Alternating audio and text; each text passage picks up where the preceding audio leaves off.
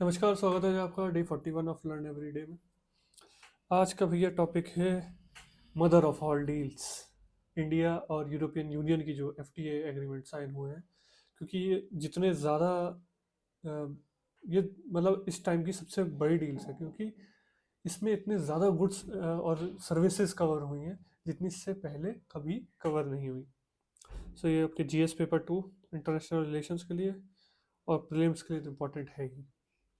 So India you की deal है क्या भाई? फ्री ट्रेड एग्रीमेंट है between India and European union. अच्छा, यूरोपियन यूनियन के सिर्फ डील साइन करने से कुछ नहीं होगा। उनके यूरोपियन यूनियन का जो पार्लियामेंट है उसमें अलग अलग कंट्रीज के उस पर अप्रूवल अभी नहीं आए हैं। वो आएगा तब इम्प्लीमेंट होगा, ये फेज वाइज इम्प्लीमेंट होगा। ऐसा ही नहीं कि ये जो आप रील्स देख रहे होंगे ना कि ऑलिव ऑयल इतना सस्ता हो जाएगा, ये चीज़ इतनी सस्ती हो जाएगी, एकदम से नहीं होने वाले। ऑटोमोबाइल्स इतने सस्ते हो जाएंगे। फेज्ड इम्प्लीमेंटेशन है, ऐसे इमीडिएट नहीं हो जाता है ना। नेगोशिएशंस के 2007 से चल रहे थे, पर तब तक ईयू के पास चाइना का ऑप्शन था और यूएस का ऑप्शन था। अभी चाइना तो खैर चाइना है ही, और यूएस ने टैरिफ लगा दिए हैं। तो ये एक डील यूएस को डराने के लिए भी है कि देखो हम जा रहे हैं। वो होता है ना कि दुकान से पहले हम दूसरी दुकान से खरीद लेंगे, सेम चीज़ है। अब इन्हें समझ में आ गया यूएस, क्योंकि भाई डोनाल्ड ट्रंप का प्रेसिडेंसी का भी 1 साल ही हुआ है, 3 साल और धमाल मचाएंगे। ठीक है, तो they need an alternative for US and China. One of the world's largest FTAs covers goods, services, and investment. That is the main important point for India. So why is it important? India EU is India's major trading partner. अच्छा खासा trade होता है already. Diversifies India's trade partners, reduces dependency on US and China for India and EU both, strengthens strategic ties. Trade and goods, अब इससे military ties भी जुड़ते हैं क्योंकि भाई इन्वेस्टमेंट हो रहा है ना दोनों जगह। तो अगर इंडिया या ईयू का कोई कंट्री जिससे अच्छा खासा ट्रेड हो रहा है, उस पे वो वॉर के सिनेरियो में जाता है या किसी मुश्किल सिनेरियो में जाता है, तो वो उनके लिए ज़रूरी हो जाएगा उसको बचाना। मतलब यूरोपियन यूनियन का कंट्री तो खैर यूरोपियन यूनियन प्रोटेक्ट कर लेगा, इंडिया के लिए एक सपोर्टर हो जाएगा कि भाई वॉर का या ऐसा कुछ कंडीशन होता है तो, क्योंकि उनके मार्केट है हाथ में। ये आता है चीज। EU removes tariffs on 90 approximately 99% of Indian exports. India cuts tariffs on approximately, तो भैया हम टैक्स कम कलेक्शन होगा। Phase reduction for sensitive goods, ठीक। और एग्रीकल्चर लार्जली प्रोटेक्टेड, जैसे राइस प्रोटेक्ट किया, क्योंकि हर साल कई बार करती है ना सरकार की, नहीं अब राइस एक्सपोर्ट नहीं होगा, इंडिया में कमी आ जाएगी वरना। ठीक है, काओ मिल्क एंड बीफ बोथ, क्योंकि सेंसिटिव इश्यूज है इंडिया के लिए। तो इन दोनों पे अभी रोक लगाई गई है कि यार ये नहीं, ये इस डील से बाहर है। इंडियन सेक्टर जो बेनिफिट हो रहे हैं, textiles and apparel, leather and footwear. अच्छा, ये दोनों जो है, इवन दिस ज्वेलरी, ये लेबर इंटेंसिव है। लेबर इंटेंसिव का क्या मतलब है? जॉब्स क्रिएशन होगा इनसे, क्योंकि इनको लेबर लगती है इन इंडस्ट्रीज में। इन इंडस्ट्रीज का मार्केट बढ़ेगा, इनको यू का मार्केट भी मिल रहा है, यूरोपियन मार्केट भी मिल रहा है, तो जॉब्स क्रिएशन होगा यहाँ पे। Engineering goods and marine products, EU sectors जो बेनिफिट होंगे, ऑटोमोबाइल्स एंड ऑटो कंपोनेंट्स। ये लेकिन ये एक चीज भी है, इंडिया के जो ऑटोमोबाइल जो डोमेस्टिक हमारा सेक्टर है वो इफेक्ट होगा इससे। Machinery, chemicals and pharmaceuticals, again हमारा इंडिया का फार्मास्यूटिकल्स इससे अफेक्ट होगा। मेडिकल डिवाइसेस, ये तो भला ही होगा इससे, क्योंकि कई सारी ज़्यादातर यूरोप से अमेरिका से मंगाई जाती थी और बहुत महंगी पड़ती थी, वो सस्ती हो जाएंगी। तो मेडिकल डिवाइसेस सस्ते होने से होगा ये कि वो कॉमन हो जाएंगी। जो अभी भी रूरल इलाके में मेडिकल डिवाइसेस नहीं होती, उनको शहर आना पड़ता है, तो there is a possibility in near future, मतलब अगेन एकदम से नहीं होने वाला, ये 10-20 सालों में इसका असर दिखेगा कि रूरल एरियाज में भी वो मेडिकल इक्विपमेंट्स हैं। Services and mobility, access to EU services market, IT, finance and education. Mobility for skilled professionals, यहाँ से जॉब ऐसे ही नहीं लेकिन उठा के बस तब भाग लो, फिस्ट है ना, स्किल्स भी होनी चाहिए। रिकॉग्निशन ऑफ क्वालिफिकेशंस, अब स्ट्रेटेजिक डायमेंशंस का standards, India EU partnership, European union partnership, regulatory cooperation है, सस्टेनेबिलिटी डायलॉग। अच्छा, ये गले की हड्डी है, ठीक है। ये जो कार्बन से रिलेटेड उनका टैक्स है, जो वो इंपोर्ट पे लगाते हैं, क्योंकि उनके अपने देश की कंपनीज को कार्बन इमिशन टैक्स देना ही होता है।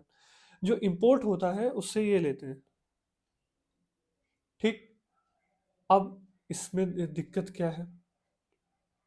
इसमें दिक्कत सबसे बड़ी ये है कि ये एफ आपने टैरिफ्स हटा दिए, बट वो रेगुलेटरी दिक्कत से भाई वो उस पर पेपर वर्क लगा दे हर कंट्री। अब हर कंट्री का अपना रेगुले यू तो एक बॉडी है जो उस सारे मेजर यूरोपियन नेशंस को कवर किए हुए हैं, लेकिन अपने अपने कंट्रीज के अपने अपने भी तो रेगुलेशंस हैं। और फिर कार्बन एमिशन से रिलेटेड तो वो लगाए जा सकते हैं। तो अभी भी ईयू के पास वो ऑप्शंस है, यूरोपियन नेशंस के पास वो ऑप्शंस है कि वो हमारे प्रोडक्ट को अपने मार्केट में महंगा कर दे। ये लगता है सीमेंट पे, एल्यूमिनियम पे, ऐसे प्रोडक्ट्स पे। टेक्नोलॉजी एंड इन्वेस्टमेंट फ्लो, ये सिर्फ इधर से उधर जाते हैं, उधर से इधर भी आएगा, क्या होगा ये भी समझना है। इस पे डायलॉग्स चल रहे हैं, ठीक है, कि इसको कम करा जाए। बेनिफिट्स फॉर इंडिया, एक्सपोर्ट हमारा बढ़ेगा जो काफ़ी कम है, जॉब क्रिएशन होगा जिसकी काफ़ी ज़रूरत है, ग्लोबल वैल्यू चेन, मैंने कल भी बताया था, जीवीसी हमको चाहिए, ठीक है। ग्लोबल वैल्यू चेन में हम जुड़ेंगे, एफडीआई इंक्रीज होगा, फॉरेन डायरेक्ट इन्वेस्टमेंट, इन सारे टर्म्स पे बात करेंगे। बेनिफिट्स क्या हैं यूरोपियन यूनियन के लिए? Access to large Indian market, भाई मैंने इसके ऊपर बकायदा एक शॉर्ट भी बनाया था कि एक हमारा जियोपॉलिटिकल एडवांटेज है, हमारे यहाँ कंजप्शन करने वाले लोग बहुत हैं। और अभी तो टीयर वन में ही है, टीयर टू और टीयर थ्री सिटीज में और टीयर फोर में जो पैसा पहुंचेगा लोगों पे, ठीक है। इसलिए मैंने कल की वीडियो में बात भी करी थी कि हर आदमी के पास पैसा पहुंचे, ठीक है। जीडीपी पर कैपिटा हमारी अगर बढ़े तो we will the strongest nation in the world.